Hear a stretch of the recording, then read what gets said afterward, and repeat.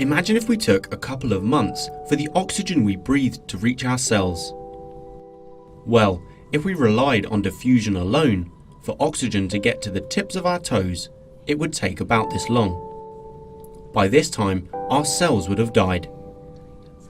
This is why large multicellular organisms, like plants and animals, have evolved specialised exchange surfaces, like lungs, gills, digestive systems and roots, along with specialised transport systems, like the xylem and phloem, and the circulatory system. These systems help us exchange gases and nutrients with the environment and transport them to where they are needed within the body.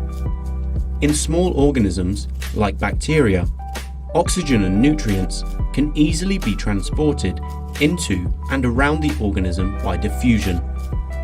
This is because smaller organisms have a much larger surface area to volume ratio, whereas larger multicellular organisms have a relatively small surface area compared to a large volume. To get around the small surface area to volume ratio, large organisms have evolved exchange surfaces with large surface areas.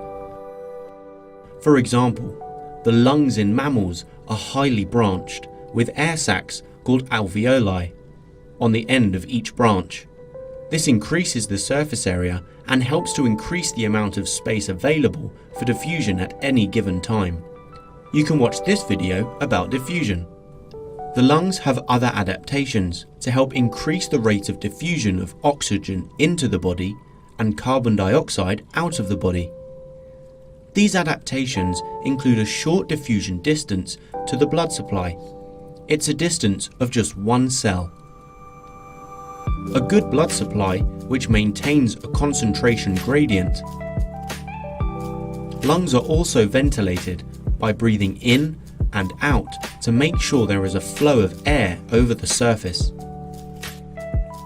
Other surfaces, especially adapted for exchange, include the small intestines, which are highly folded to increase the surface area available for nutrient exchange into the blood. So what happens once the substances have diffused into the body? Well, they need to be transported around to get them to where they are needed quickly. Even waste products like carbon dioxide and urea also need to be transported around the body.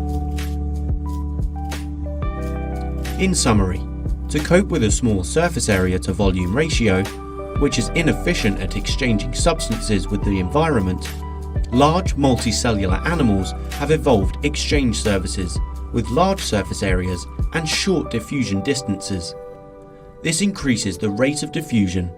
Transport systems like the circulatory system are then used to move substances around the body. If you liked the video, give it a thumbs up and don't forget to subscribe. Comment below if you have any questions. Why not check out our AddyESchool app as well? Until next time.